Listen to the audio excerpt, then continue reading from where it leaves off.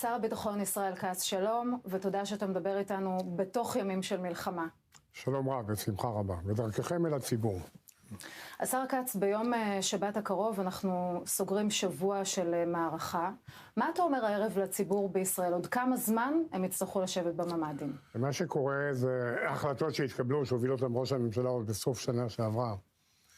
כאשר הבנו בעקבות עם תל אביב, ההישג הגדול של סיכול הגרעין האיראני, פגיעה קשה מאוד ביכולת הטילים, התובנה הייתה שכל עוד חמינאי יעמוד בראש איראן, יתנסה לחזור לאותה דרך של השמדת ישראל.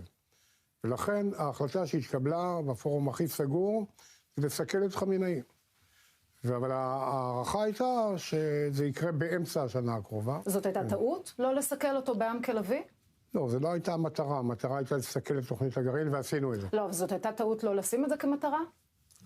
בנסיבות שהיו, בדרך שהייתה, הושגו המטרות. כשראינו את הניסיונות של איראן לחזור לסורה, עוד פעם נסות לחדש את תוכנית הגרעין, נסות לחדש את תוכנית ייצור הטילים. התובנה שהניח ראש הממשלה אמר, צריך לסכל את חמינאי, וכולנו, אני כשר ביטחון, צה"ל, הגורמים התחלנו להיערך לקראת ביצוע היעד הזה באמצע השנה.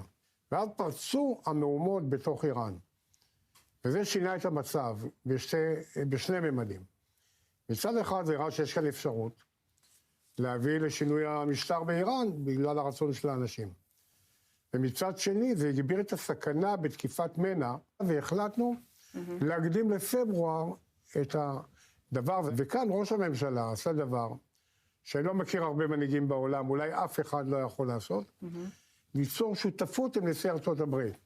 אומרים, זה השפיע על זה, זה השפיע על זה, הם החליטו על זה ביחד. עם בניית היכולות בסופו של דבר, לקבלת ההחלטה המשותפת ולהקדמתה, וזה כבר לפי נסיבות, ממוצאי שבת לשבת בבוקר, עקב מידע מודיעיני שהראה על ההתכנסות. זיהיתם שם איום ממשי על ישראל? כלומר, איזושהי הכנה, איזושהי פקודה, היה איזה מידע שהביא אתכם לחתוך לפעולה הספציפית הזאת? או רק ההזדמנות המבצעית? ההחלטה לחסל את חמינאי, שהציב אותה ראש הממשלה, הייתה כי ראינו שהוא לא מרפא, הוא רוצה לחזור לתוכנית ההשמדה. בתוך התכנון זה היה אמור להיות מבצע ישראלי, אבל בגלל מה שקרה והתבטאויות הנשיא טראמפ לגבי הציבור באיראן, נוצרה כאן הזדמנות להרחיב את הדבר הזה, כן. ובמסגרת הזאת הוצבו מטרות שהיום, בימים האלה, מסוכלות יכולות אסטרטגיות איראניות בקנה מידה מדהים. ועכשיו אנחנו רואים כאן, אחת המטרות המיידיות, להפחית את יכולת איראן לשגר טילים לעבר ישראל ולעבר כוחות אמריקאים באזור, ואני רואה את הגרף, איך הוא יורד. מתי אתה מצפה לראות ירידה דרסטית בהיקף השיעורים? הירידה היא דרסטית, לכן גם החלטנו במידה מסוימת אחרי המלצות צה"ל, גורמי הביטחון, ביחד עם ראש הממשלה החלטנו לפתוח את המשק במידה מסוימת, ומקווים ומצפים שהעם האיראני ינצל את זה כדי להביא לתוצאה מושלמת שהיא החלפת המשטר. אחרי העם תל אביב, נתניהו אמר, השגנו ניצחון היסטורי שיעמוד כאן לדורות, ואתה אמרת, השמדנו את כל המפעלים הבליסטיים, את כל אתרי הייצור הבליסטיים. בסופו של דבר אנחנו נמצאים 9 חודשים אחרי, בעימות ישיר נוסף עם איראן. מה מבטיח לנו שהפעם זה יהיה שונה, ושבעוד 9 חודשים לא נמצא את עצמנו שוב במצב הזה? ההישג בעם תל אביב הוא הישג אדיר. סיכלנו את יכולת הגרעין האיראן, הסרנו איום השמדה מוחשי ומיידי על מדינת ישראל. זו הייתה המטרה העיקרית. כן. פגיעה באתרי ייצור הטילים, פגענו בכל האתרים. אבל לא השמדנו לגמרי, כלומר, מה שקרה היה מאגר טילים שנשאר, או היה פקוק במקומות. מה שאנחנו רואים עכשיו, הם בנו ב9 חודשים? כל מה שאנחנו משמידים? לא, נשאר מאגר טילים מסוים מקודם. אז כן נשאר. אתה מתחייב היום בפני אזרחי מדינת ישראל, לא יהיה סבב נוסף עם איראן. אנחנו הולכים עד הסוף, משמידים את כל היכולות. לעולם לא מתחייבים התחייבויות כאלה. יודעים מה עושים, ומה זה נותן, ואף פעם אדם אחראי לא יבוא עכשיו להתחייב מצבים היפותטיים ותיאורטיים. אז איפה אתה רואה פה את נקודת הכניעה? הרי אתה לא מצפה שהאיראנים עכשיו יעמדו מעל בניין הפרלמנט בטהרן ויניפו דגל לבן. אתם תקראו באופן ישיר שוב לאזרחי איראן, צאו לרחובות, זה מאורגן? בבוא הזמן אני מניח שתהיה קריאה לצאת. שלכם, ישראל וארצות הברית? אני מניח. מה ישראל רוצה לראות באיראן, מבחינת השלטון? מי הולך לשבת שם ולקחת את המושכות? קודם כל לרסק את היכולות. לא, אבל מה ישראל רוצה לראות מבחינת ההנהגה? האם זאת תהיה אופוזיציה קורדית שאנחנו מחמשים? הדברים האלה בסוף... האם זה יהיה פעלבי? האם זה יהיה משהו אחר? בסופו של דבר, העם שמה צריך להגיד את דברו ולסמן את הכיוונים שלו. אבל זו יכולה להיות גם אופציה קיצונית יותר. אני לא חושב שישראל בא עכשיו להגיד האדם הזה או הזה יהיה. אנחנו יודעים מה אסור שיהיה. כן. אסור שהמשטר הזה ימנה ויחליף אנשים שרוצים להמשיך את התוכנית להשמדת ישראל. מוג'טבא חמינאי, הבן של חמינאי, הבן של השטן. אני לא מתייחס לשמות, מבחינתי כל המשטר הזה הוא פסול. אז הוא על הכוונת.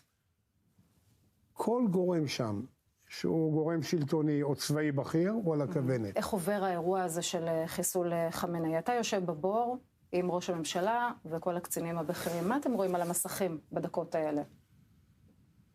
כשהגיע הרגע של השיגור, כבר לא היינו במתח. ידענו שהיכולת קיימת.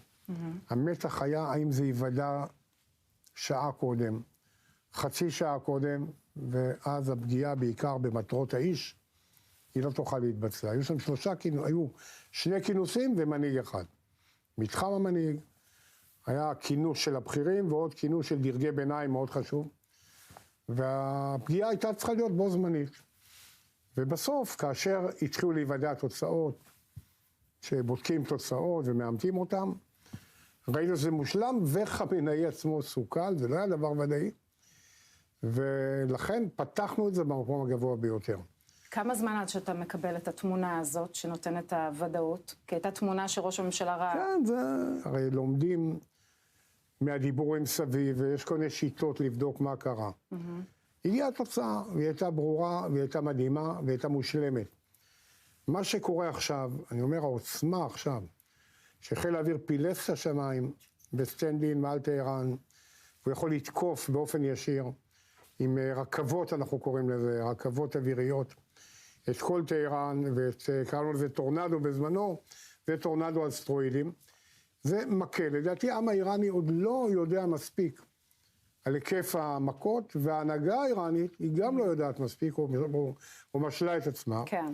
אתה חושש שיש משא ומתן להסכם בין ארצות הברית לאיראן בשלב הזה? כי היו דיווחים שזאת אפשרות. דובר על זה קודם, בשעה שהייתה הערכות לאפשרות, אז נועל משא ומתן, אבל הוא... אבל עכשיו... כמו שאמר הנשיא טראמפ, הם לא היו מוכנים לוותר על הנשק הגרעיני שלהם, כן. ולכן זה לא היה רלוונטי. והיום זה לא רלוונטי, היום אנחנו פועלים בעוצמה ביחד. לא, זה רלוונטי, כי ארצות הברית באיזשהו שלב, כמו בעם בלוי, יכולה לשים ברקס לדבר הזה. אני אגיד לך על עם בלוי, הייתי על הקו, הייתי שם. כן. אנחנו תיאמנו לנשיא ארצות הברית שהוא יעשה את הפסקת האש אחרי 12 ימים. השגנו את המטרה שרצינו במבצע הוא, סיכול יכולת הגרעין. אז לא יהיה ברקס אמריקאי, ובנייה קשה בדבר. אז אחרי זה שהוא עצר מטס אחרון, זה בסדר, כי הוא כבר התחייב לזה. אם יהיה איזשהו ברקס אמריקאי, וארצות הברית תגיד לעצור בעוד כמה ימים. יש שותפות. ישראל יכולה לפעול באופן עצמאי, יש לה לגיטימציה, אם ארצות הברית תרצה לקפל את האירוע? אמרנו שתכננו לפעול באופן עצמאי מראש, ולאחר מכן הקדמנו את זה וזה נהיה ביחד, הישג ענק של ראש הממשלה ביחד עם ארצות הברית, מבחינת מדינת ישראל, כן.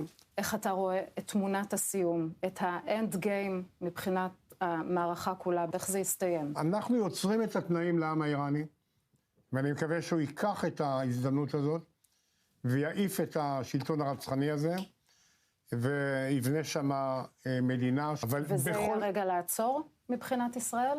אין לנו שום מגבלה, נמשיך כל עוד נחשוב שאנחנו צריכים להמשיך, ולא נעצור משום סיבה אחרת. להתפתחויות מול חיזבאללה ביממות האחרונות, יש הרבה מאוד הישגים בצפון מאז עם כלבי, אבל היה הרבה לחץ על חיזבאללה, ואתם הערכתם בוודאי שהוא יצטרף למלחמה. מה התוכנית שמה ישראל רוצה להשיג, ולמה לא מחסלים את נעים קאסם? קודם כל, אם הוא יהיה על הכוונת הוא יחוסל, כי הוא בא זו הגדרה של מטרת מלחמה? שנעים קאסם מלחמה, זה תוצר נלווה ברגע שהחיזבאללה בא ועמד לראות. והיה לנו מידע, החלטנו על מכת מנע ולא הספקנו. ועכשיו אנחנו פועלים בעוצמה, זה לא מה שהיה פעם. כן, כבר אם תהיה הזדמנות לחסל אותו, אנחנו מרחיבים להם בצורה מאוד קשה. הלחץ האיראני עליהם היה כבד, עד שאותו נעים קאסם אמר כן ותפעלו. ועל זה הוא חייב לשלם את המחיר.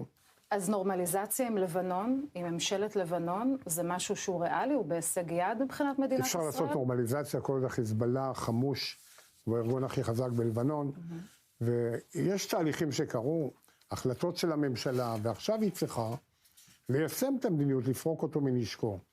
אם זה יקרה, אז אין שום סיבה שלבנון וישראל לא ביחסים טובים. אנחנו עם הפנים בעוד חודש לחג הפסח, חג החירות, מקווה שגם לעם ישראל וגם לעם האיראני תהיה חירות אמיתית. מקווה שחג הפסח שהוא חג החירות, תביא חירות לכולם.